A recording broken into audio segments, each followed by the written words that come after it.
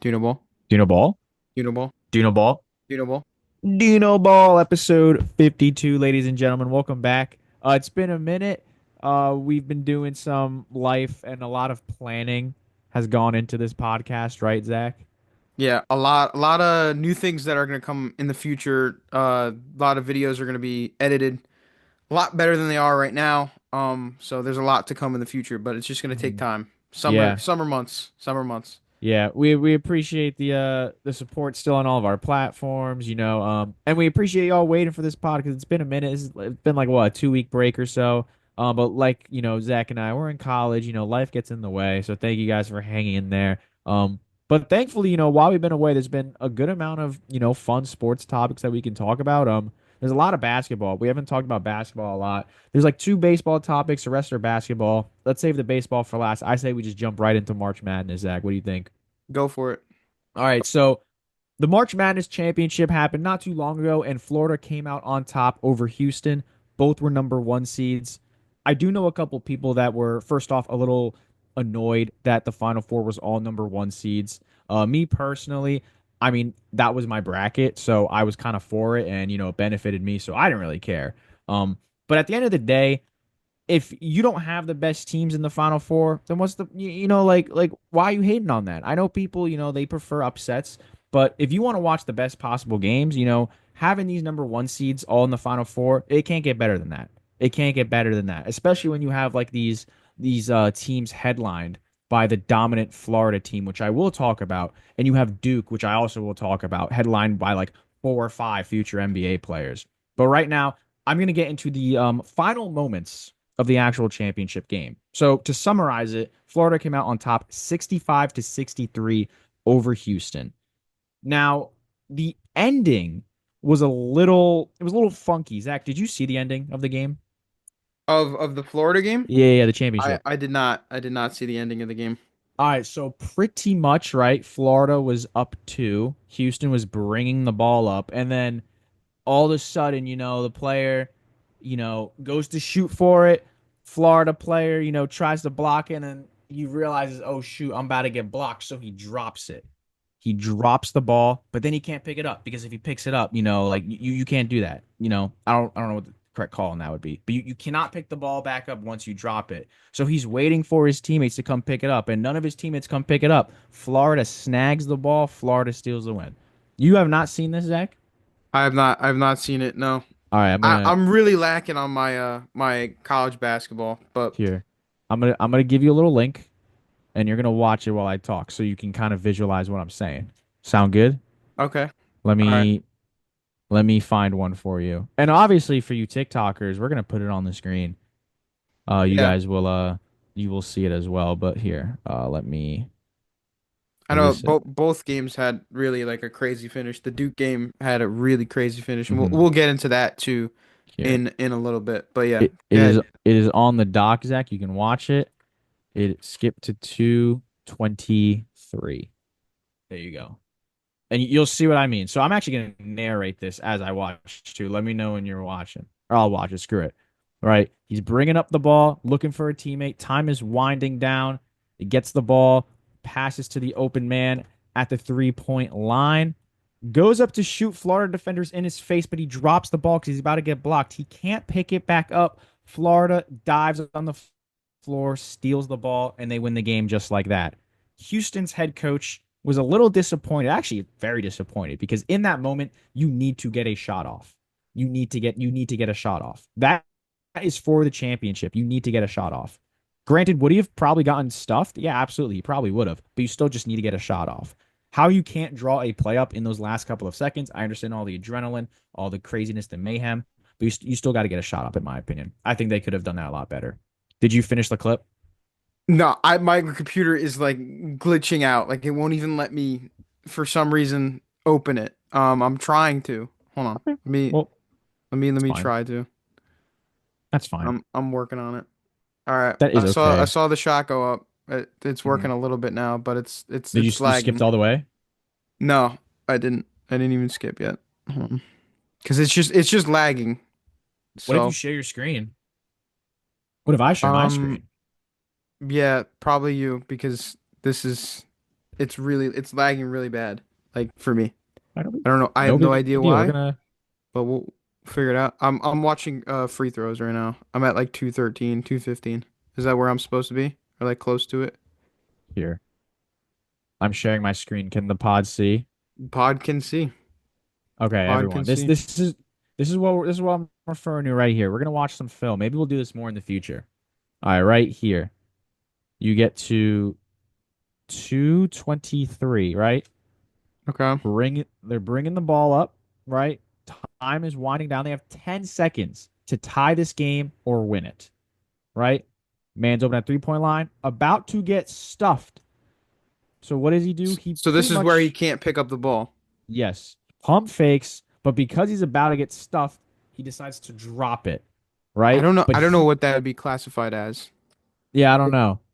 Not the, I guess travel, double dribble, probably. Either travel or double dribble, It's probably double probably. dribble. It's probably double dribble. But because he dropped the ball, he cannot pick it back up. So you can see him shielding the Florida player right here, waiting for one of his teammates to come pick it up. His teammates don't do it. Florida dives in, and Florida steals the win just like that. And you can see the Houston Wow. head coach right here. Look at him in disbelief. You got to get a shot off. Absolutely got to get a shot off in that moment. And it's just heartbreaking for the Houston fans because they've been in like the Sweet 16, Elite Eight the past, what, 4 or 5. They've never won a March Madness, if I'm not mistaken. They've been so close year after year, and they've never gotten it.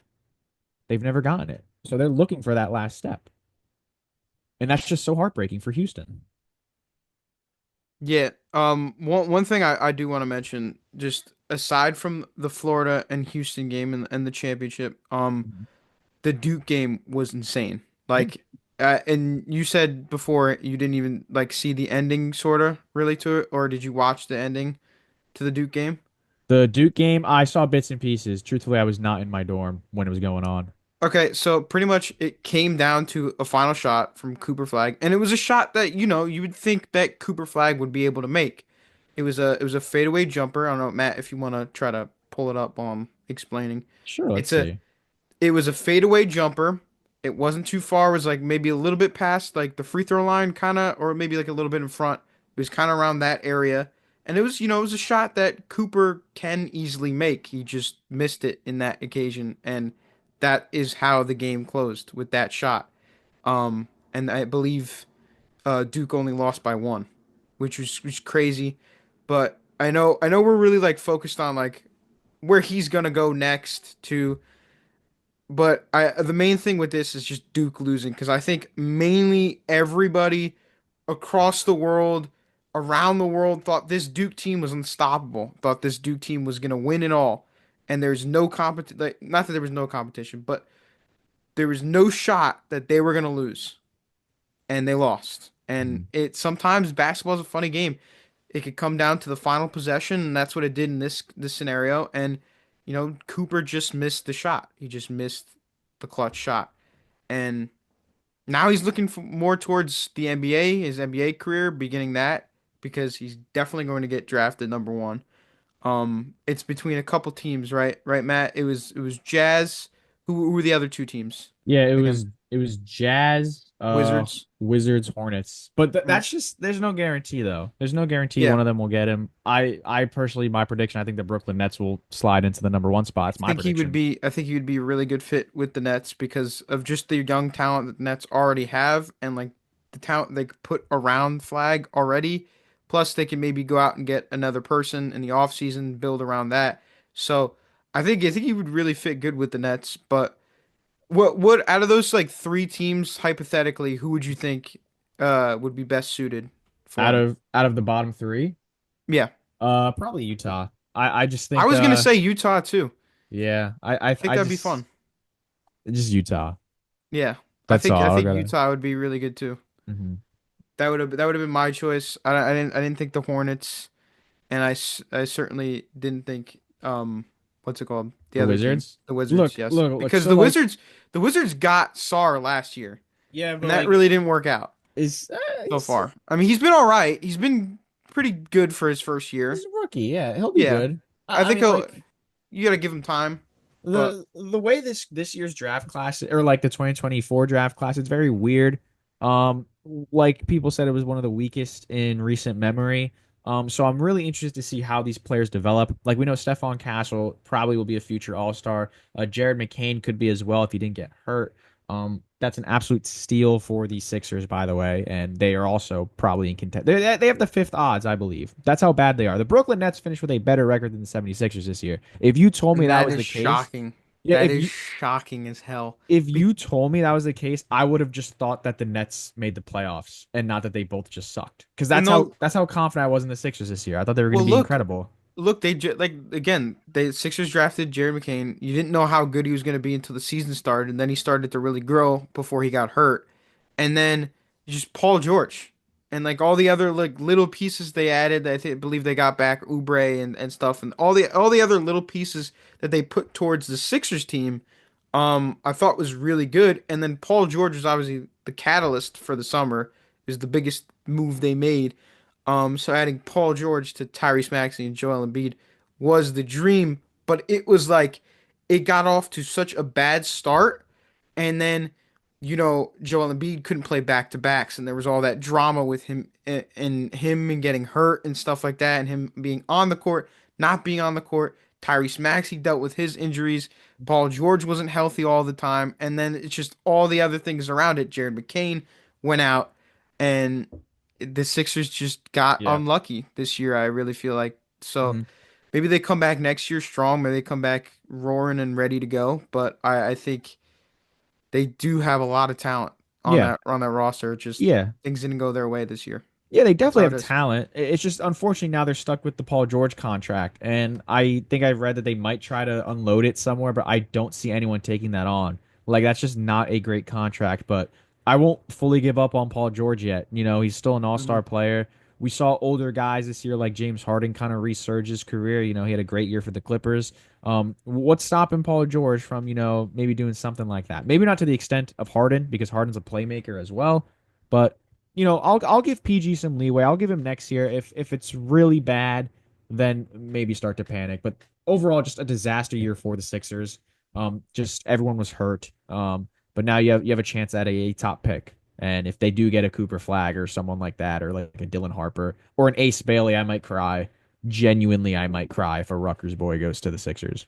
But yeah.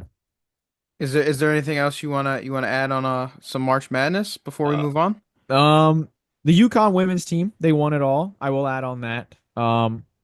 Paige, Paige gets Paige her Beckers, yeah. Paige gets her, her chip before she goes to the WNBA, where she will be the number one overall pick. She'll be going to Dallas. Hopefully she can save Dallas sports because you got the Cowboys and now the Mavericks. What else? I guess the Rangers are solid, but the Stars are pretty good to my knowledge. I don't watch hockey. So maybe she can save Dallas sports. She was one away from going to LA with Cameron Brink. That would have been really fun. That would have been and Kelsey Plum. That would. Oh no, they traded the number two pick, right? Never mind. Oh, but that was before the lottery was before the trade, correct? Yeah. So before the Kelsey Plum trade, you could have maybe had Paging and Cam if they got number one, if they got lucky, but they didn't, and that's where we stand now. Okay, so aside from that, Mhm. other news from the NBA, the Yeah. main news is Mike Malone got fired. Not just Mike Malone. GM Calvin Booth also got fired. And this is just shocking to me specifically, to probably many people around the world. Why did this happen? How did this come about?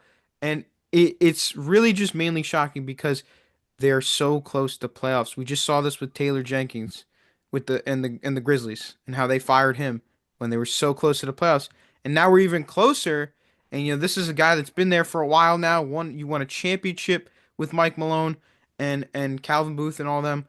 And now they're gone. They're both gone. And for what reason? We'll get into that right now. So Matt, why don't you tell the reason to the people?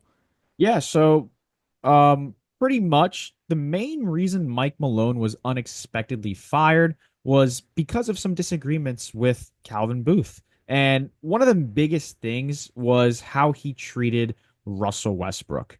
And you might think, oh, he's treated the players bad. No, actually, quite the opposite. He treated Russell Westbrook like really good. And he's very new to the team, right? players expect the treatment to guys like Jamal Murray and to guys like Jokic. They were aware of that. But to someone like Westbrook, that is really where the players started to kind of, lose Mike Malone a little bit. And they just were not really fond of how incredibly they like on this pedestal that he was putting, Russell Westbrook on, a future Hall of Famer, but they just were not really fond of that. In other terms, Mike Malone was also fired because he went against Calvin Booth many times. Calvin Booth would draft young players. Notably in the reports, it was Jalen Pickett. He wanted Malone to play Pickett, and Malone refused. Malone put Pickett in impossible situations in practice and in games to purposely make Pickett look bad. That was what Malone was doing per the reports. He did it out of spite out of Calvin Booth because Calvin Booth was asking Malone to play the young guys, the guys he was drafting. Malone refused. There was a lot of drama, a lot of tension. Those were really the main points. So in the end, I guess the Nuggets ownership just kind of wanted a fresh start. Just, get rid of the toxic relationship for both. They let Mike Malone go. And then, seconds later, the report comes out. Calvin Booth also goes. And they're 2 years off a championship. We are literally like super close to the start of the playoffs. We saw the Grizzlies do this with Taylor Jenkins, which was just as surprising. Well, maybe not as surprising as this, but like it's really weird to do it before playoffs. It really is. I would Yeah. personally, just wait till the playoffs are done because say you lose, then you have maybe a reason. I was But gonna say yes. Settle the score once the season is completely finished. Why hmm why do a drastic change like this now? There's yeah, only two more games, hmm right? And these are really two important games for the Nuggets because these are all it's all about seeding right now, and they're playing two really tough teams. They play the Grizzlies tonight, and then on Sunday they play the Rockets. So it's going to be two important games for them, and they're trying to get seeding. They're trying to get up on the seeding and trying to get in a better position to be in for the playoffs. But you know, their new coach right now is just kind of savoring that first win a little bit. He's been with them all year. David Adelman. I hope hopefully I didn't botch that too much. I'll say it one more time. David Adelman.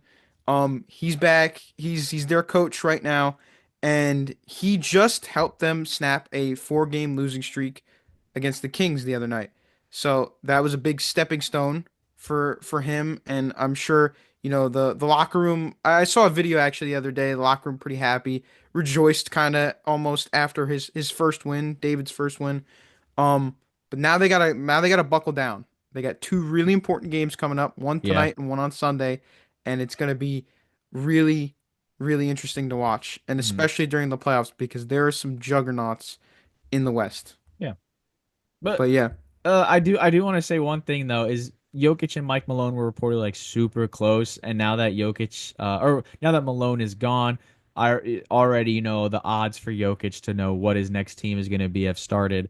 The favorites right now are the Lakers. I don't see Jokic leaving the Nuggets. Jokic puts on this whole persona of like he doesn't care, he's just playing like I feel like that's like partially an act and partially true. I think it's played up a little bit more now, but I definitely think at the start it was kind of just how Jokic is. I don't think Jokic cares enough to leave the Nuggets personally. I don't think he it's crazy to say I don't think he cares enough about basketball. I do think he cares, but I do think he's very nonchalant and I really do think that he just cares more about his horses. I don't think Jokic is the type of guy to request a trade. I don't. I don't think he's the type of guy to ask out.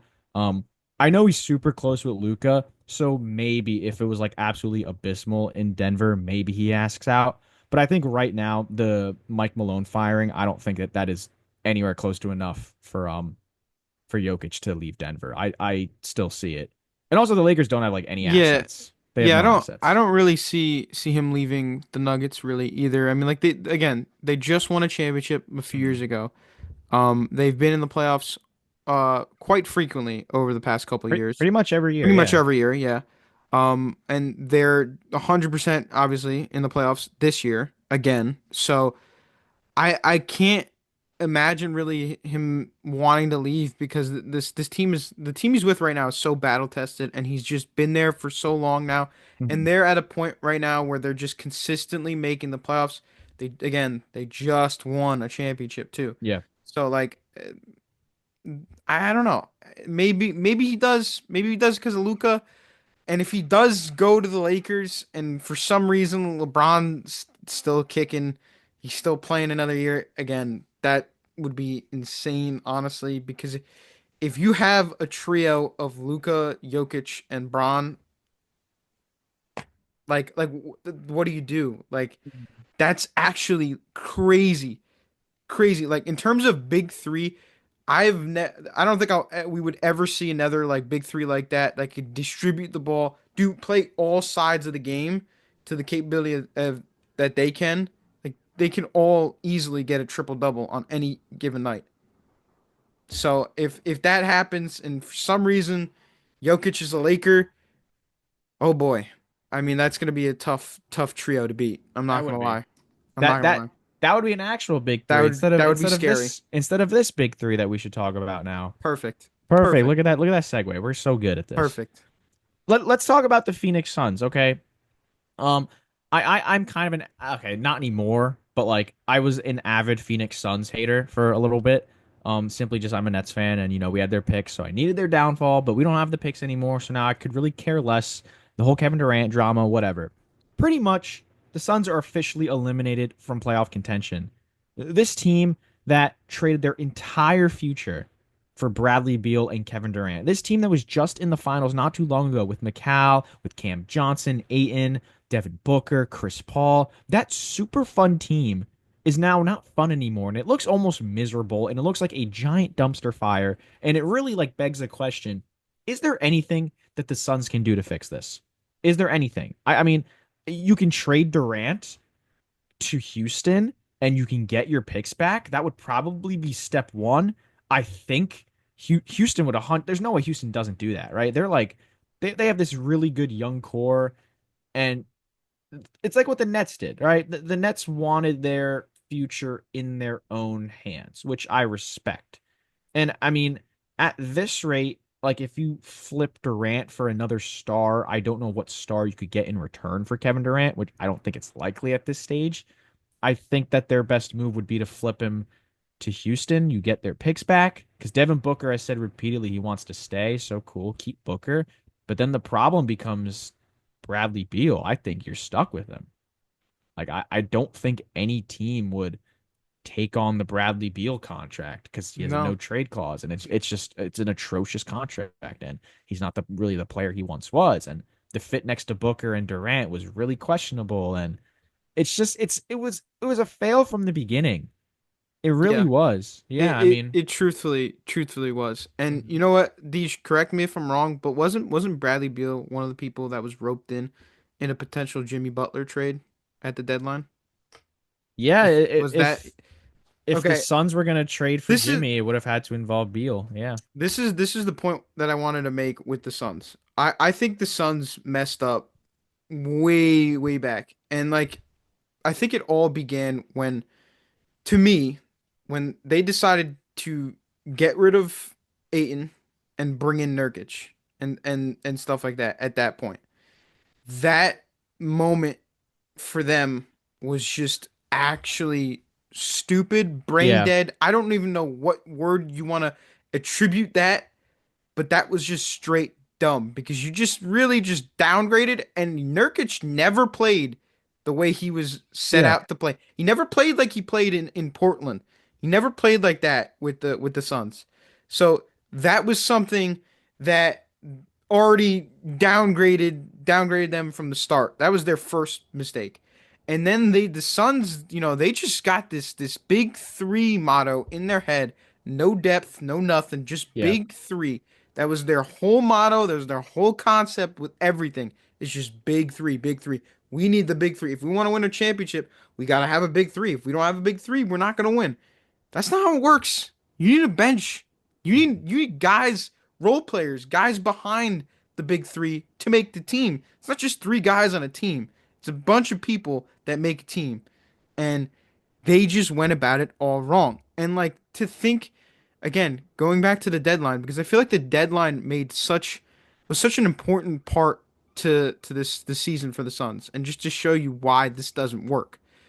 You try to trade Bradley Beal, and you try to maybe potentially bring in Jimmy Butler to reshape the big three once again, to reshape the big three once again. And even just like obviously that deal didn't go through. Obviously Jimmy Butler is on the Warriors now, but still, just to have that thought go through your mind and Yeah. thinking that would fix any problem that's wrong with your team currently is beyond me. Yeah. Beyond me. That would be beyond stupid. But nobody wants to take on Bradley Beal. Not a single team in the NBA right now wants to take on Bradley Beal. The Suns are just straight stuck with him. Yeah. You know what? That's how it's going to be. Hmm. And then again, deadline, Kevin Durant, almost a Grizzly. Almost a Grizzly. Mhm. I feel like there's not many moves left for this Suns team. You gotta ship. You gotta ship away the guys that you have. Maybe not Devin Booker. That'd probably be the one thing I would hold on to is Devin Booker because he's your guy. He's Yeah. he's been your guy for the longest time. He's been that staple in that Suns lineup. He is the face of the Suns currently. Yeah. Yeah. I think I honestly think the window with Booker is done. Like I don't see the Suns winning anytime soon anymore. I think their window closed after they did the Ayton trade. Yeah. I think the team with Chris Paul, Durant, Booker, and Ayton, like I think that was perfectly fine. I think they Yep. should have ran it. You know, McCall and CJ, that's one thing. Like, but you do that for Kevin Durant if you're a contending team. Like you have to. But like I don't know. From there, I think their window's closed. I think at this rate they should just keep Booker unless they can really get a haul from a team. And I know Booker's young, right? Booker's Mhm. young.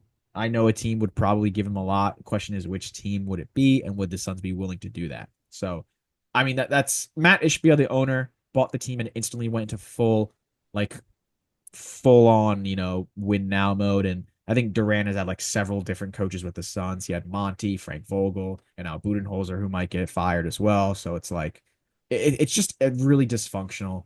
It's Yeah. really dysfunctional. So I that's really all I have to say on the Suns, I guess. Yeah, yeah, that's all I really have to say too. It's just and it was an experiment that just didn't work and like you wanted to see them succeed because like I felt like for me as like a pretty much a casual basketball watcher, um just seeing the Suns were a fun team. At a certain point the Suns were a fun team. I was rooting for They them in the finals. they Yeah. kept getting better and you know what? The Durant trade was a big deal for them, but you know what? Bringing Kevin Durant again, like you said, to a contending team, it's just a deal that you have to make. Mhm. You just have to do it.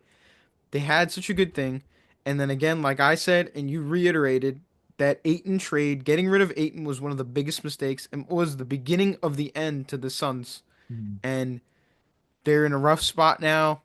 They don't really have a direction right now. I don't know what they could do. The only thing they can do really is blow the rest of the team up and get rid of everybody besides Booker, everyone that is of note besides Booker, and start over pretty much because Mhm. that's really what you got to do. That's Yeah. really what you got to do. And Mhm. if you were willing to trade Durant at the deadline, you're willing to move him in the offseason. You're willing to get rid of him at any point. So that means he's expendable. So is Bradley Beal. You were trying to move him in the deadline, excuse me. He's expendable as well. So if you were already trying to look to get rid of them in at the deadline, you should be looking to get rid of them in the offseason. But to move on, more NBA news. This is actually a heavy NBA week and basketball week. Mhm. Luka just had his first game back in Dallas, and emotions were high.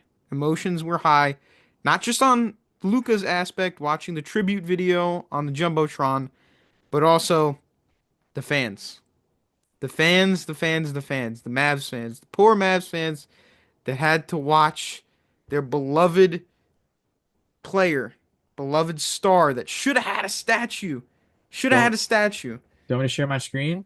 Go ahead. Let's Share the see this. screen. Share the screen. Let's see it. Let's see a little bit of some action from the game. So this is obviously the tribute video that they played for him.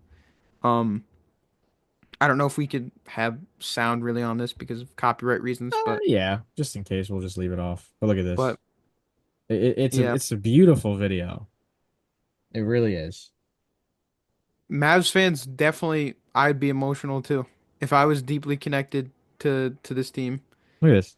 And they'll show him too. Like you can see his like lip quivering and like Yeah, he's like the funny thing with that is he actually knew he was gonna cry, and I actually give Luca props um for actually just letting his emotions be on the outskirts, being for everybody else to see. He actually asked for a towel before the video started because he knew he was going to get emotional. And it's just rough. This guy was everything to their franchise. From the moment he Yeah. walked in, he meant everything to the Mavericks. They literally just made it to the finals. Mhm. And the fact that he got traded was just honestly, you'll never see another move like that in the NBA. You'll Yeah. never see another move like He that. he was never gonna leave. Look at him. You see his lip quivering. He Tears in his eyes, man. He was never gonna leave. Nico Harrison, what have you done, man? But the What best have you done? The best part about this game, too, right, is the Lakers teammates, they knew that Luka had high emotions. They knew it. They knew Mhm. he's gonna be tearful. He's gonna have a lot of emotions going into this game, and they really just kind of like embraced him. They took him in. I feel like almost as though this might have been Luka's been a Laker for a while, right? But this might have been his like, all right, now it's over. Now I got closure. Now I'm officially a Laker. I felt like this was his staple moment like that. And he had an outstanding performance. You Mhm. know, in the beginning parts of the game, the fans were cheering him on. As he scored, they cheered, they roared. But then I feel like he got up there in points. He got to 10, to 20, to 30. And then once he got to 40, that's when the whole energy in the stadium just changed. Fire Nico chants everywhere, everywhere. Mark Cuban was there at the game in the stands, and See he was Dirk. just Dirk, Yeah. obviously. But Mark Cuban was, I mean, the whole time almost you could see him just putting his hands in his face and just looking straight down, like he couldn't believe what he was watching. And I feel like that was the feeling that a lot of people had this day at this game, watching it at home. It was just straight. How could this be happening? How are we watching this guy who was our team, who was everything, the face of the franchise, our future, giving up on the Lakers, playing for the opposition, and dropping 45 points on us? I mean, can you even believe that? Like the dude had like 7 to 8 3 pointers in the game alone. 45, 8 rebounds, 6 assists. Mhm. I Yeah, mean, I Luka's a demon. Luka's a demon. But Nico should be gone. So far gone. I'm surprised they didn't do that. I'm surprised the NBA and like teams like the Grizzlies and the Nuggets are firing their head coach and GM and stuff like that.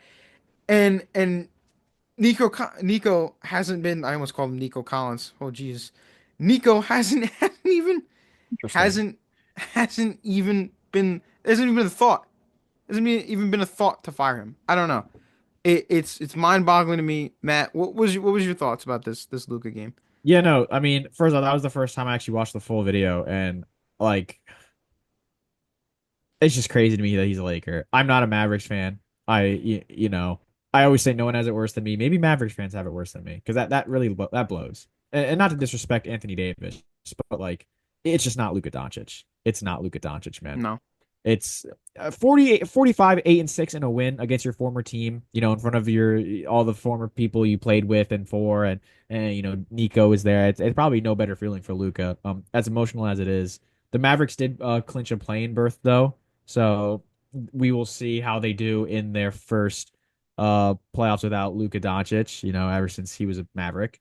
can't But imagine that's gonna go over well. yeah, no, it just to me it's in disbelief, and I've heard like an anonymous source say that the owner of the Mavericks, I forget his name, but they said that he knows nothing about basketball and like he's an idiot.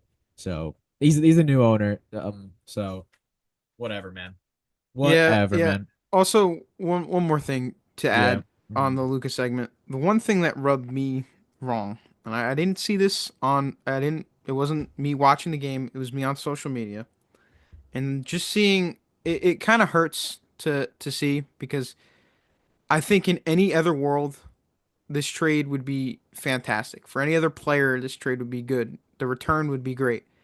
But because it's Luca and because the players involved weren't technically enough it just the emotions got high, emotions ran high, and there was this clip that I watched of Max Christie at the free throw line. I don't know if you know what I'm talking about, Deej. Max Christie was about to take a free throw, and just the whole crowd, just I mean, like it wasn't technically streaming directly at him, but he was a part of the trade. So you mean like Yeah. you know what I mean? Mhm. Like it's gotta take effect on him at some point. It's gotta have weight on Anthony Davis as well. But he was taking a free throw. He was about to take a free throw, and the whole crowd started chanting "Fire Nico." So like, how does that make you feel as an NBA player, especially Anthony Davis? Anthony Yeah. Davis has been an All Star for how many years now? Too many to count, Too many. and too many. He's been a great player in the NBA for so long now, and you got all this buzz, people upset. You're literally in the playoffs too, and people are still focused on Luka because that's just how much he meant to the Mavericks. So I'm gonna leave it there. I'm gonna move on to the world of baseball, and this is another big topic Some two because quick topics for y'all. Let's do it. Vladimir Guerrero Jr. is still a Blue Jay, and he just signed a 14-year deal worth $500 million, which is what we kind of expected the contract that we thought he was going to get. He was going to get a $500 million contract, and man, I can't express this enough. How honestly, I can't say I'm disappointed because I don't know if the Mets or any other team really truthfully had a shot at Vladdy. Maybe Vladdy, his heart was always in Toronto, and clearly because he signed the contract, put the ink on the paper, clearly he wanted to stay in Toronto. Clearly he didn't want to move. Um, but yeah, it's rough for other people out there, other teams out there who thought they may have had a chance. Specifically, three teams that were up there for contention for Vlad were the three teams that are mentioned. I'm going to mention right now: the Mets, the Red Sox, and the Yankees. Yeah, absolutely. All in Yep. need Mhm. technically of a star caliber first baseman. Maybe so more so the Mets and the Yankees because you know, but you don't agree with that. I Yep. saw you react to that. Why do you need Vlad? You got Pete Alonso. Okay, well that's also what I'm gonna get at too. But I was only saying the Mets because Pete Alonso's playing out of his mind right now. Okay, if he continues to play good, he's This, going to opt out. I was about to say, yeah, he's an opt out. Yeah, Okay. he's going to opt out. That's why Vlad was always in my mind because obviously if Pete plays really well this year, which is what I was hoping for, um, if Pete plays really well, he's gonna want to opt out. He's gonna want a long-term contract in the nine figures, in the nine-figure range. So that's why I was thinking maybe we just have Pete and then go to Vlad. But Vlad was always really a pipe dream, and now realization is Mhm. hitting in. Reality is hitting in. And the fact that Vlad is now no longer an option, I can't imagine the Mets are going to wait too long to extend Alonso. He's going to be one of the last first basemen currently on the market. Besides, I know Murakami's coming next year, but I think that's more so of a Yankees signing than We'll see, it will man. ever be a Mets signing. We'll see. Um, I hope that now that Vladdy's gone and Vlad's out of the way, out of the picture, the Mets focusing on Pete and they get a deal done. They have to get a deal done. Maybe before the season's over, because I don't want another fiasco in the offseason like this past year with Alonso. I don't want it to take to like the last couple weeks before spring training to know if he's going to be a Met or not, or if we're going to have a first baseman or not, or we're going to put maybe Mark Vientos, slide him over and try to do that pipe dream again and maybe put another young guy at third base. I don't want to worry. I don't want to worry about anything anymore. Lock him down, get him going. As for the other two teams, I don't know. I think the Red Sox are just going to really ride or die with Tristan Casas. I think that's just kind of how it's going to be with them. Yankees, I truthfully believe you're going to get Murakami, but who knows? Who knows at the end of the day? Um, He'll give Paul yeah, Goldschmidt a 15-year contract extension. yeah. Again, I guess Vlad wanted to be a part of the No, Blue no, Jays. absolutely. He's been saying it from the start. He's from Toronto. That's technically his hometown, right? He's been saying it from the start. He just really wanted to get a contract done with them. I'm not surprised, and I actually really like this for the Blue Jays. You might look at it and say 500 million, that's a lot of money. That's a lot for anyone. But because Juan Soto inflated the market, that's just how contracts are going to be. And now this makes someone like Kyle Tucker a much richer man, who currently leads the NL in home runs, RBIs, hits, runs, OPS, and WAR.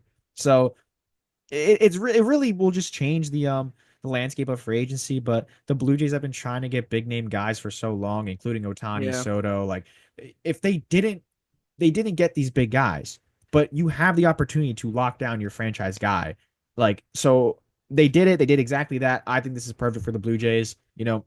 Fans love him. Vladdy clearly loves it to be a Blue Jay. You can lock someone down, a star player of his caliber, especially top three. Maybe you can argue the best in his position. If you can lock down that player for the rest of their career, you got to do it. You got to do what you can. So I absolutely love it for the Blue Jays. Good for Vladdy. He's rich. And he gets a $325 million signing bonus as well. So that, you know, can't hurt as well.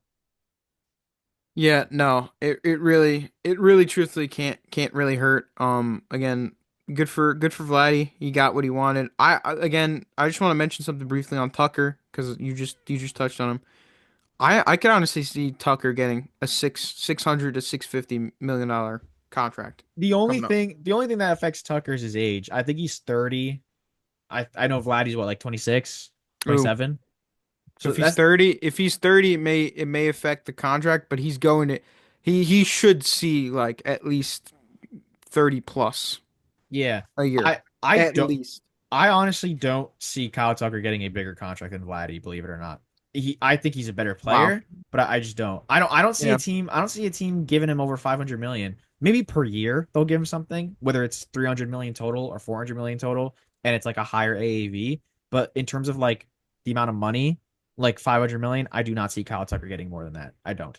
Well, I don't think a Cubs team would do that. fans, Cubs fans are already out there at games saying, "Pay the man, extend them already." They already like what they see.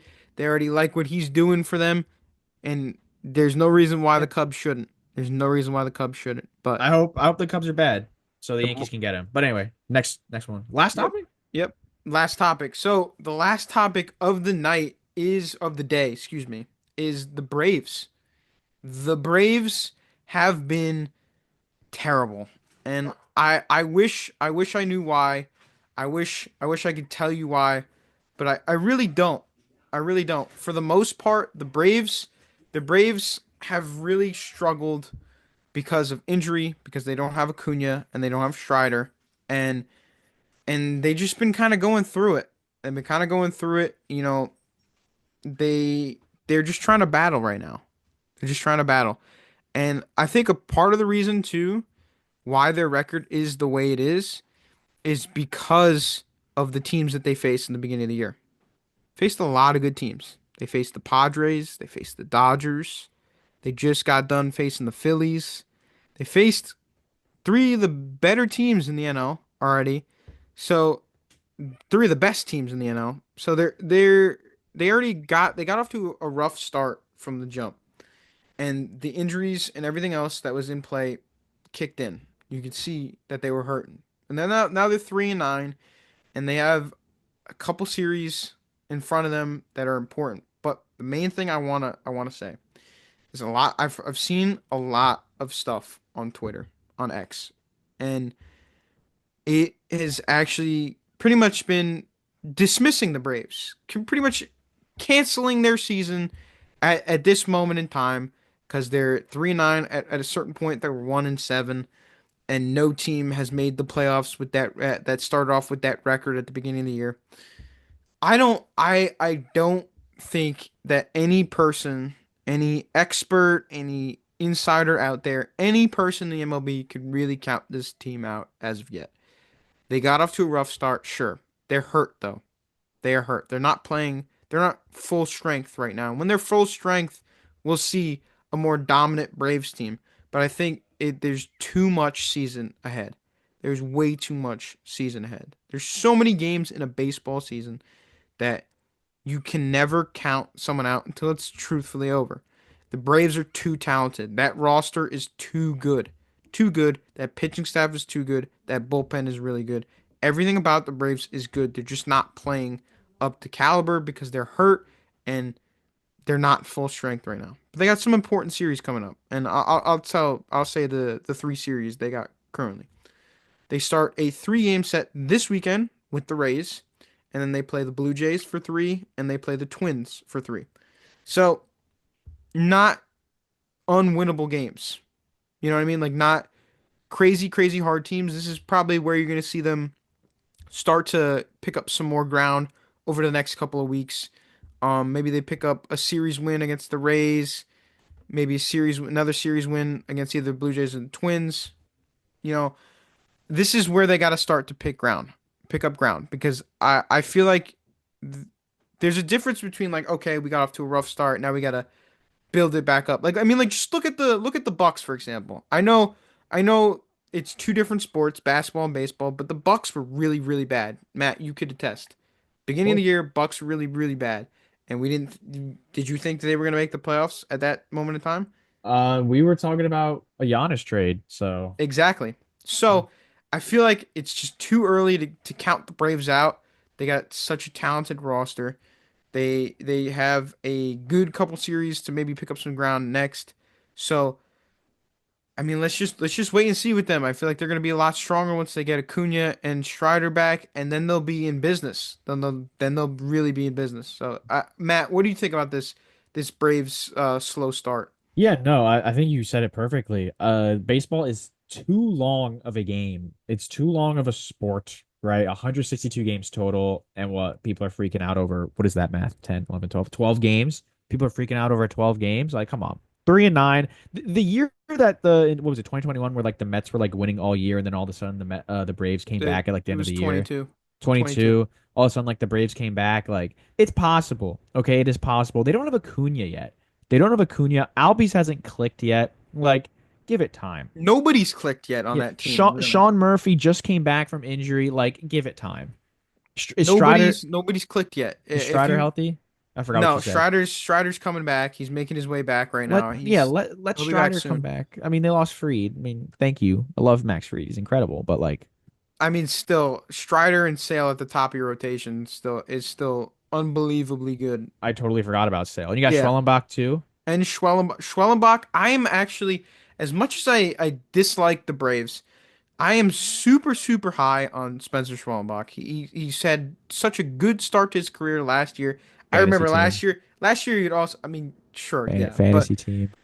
last year he would carve the Mets. He was carving them. I remember him going up against them last year and just straight up throwing like six scoreless, 11 Ks. He even pitched in one of the final games of the year. So again, They have time. they have time. They have time. They're a very talented team. They have a very talented roster. They have time. It's early on. It's 12 games into the year. Mhm. Season is far from over. Don't Far overreact from yet. Don't So, overreact. yeah, Braves fans don't overreact. Other people in the MLB world don't overreact because I can't see this standing for much longer because they're just too good. But you know, it's not just injuries too. Like other people, if you look at some of the averages and some of the stats on their roster, you know, Riley's not hitting like he normally does right now. Albies is not clicking right now. Olson's not really clicking either. The whole team is kind of thrown off. Ozuna's not nearly even in the atmosphere of clicking. Um, just gotta give him time. Just gotta Mhm. give him time. But I don't know, Matt, if you got anything else to add. No, I think you got it perfectly on the dot. Okay. Yeah. So with that being said, that is the end of episode 52. Again, we appreciate all the support. TikTok again has been really booming. Been really enjoying to see the Yeah. engagement on TikTok Yeah, you guys have been fantastic for so long. for Thank you so guys. long. For so long. But we appreciate the support on all the channels, and we will catch you guys next time for episode 53.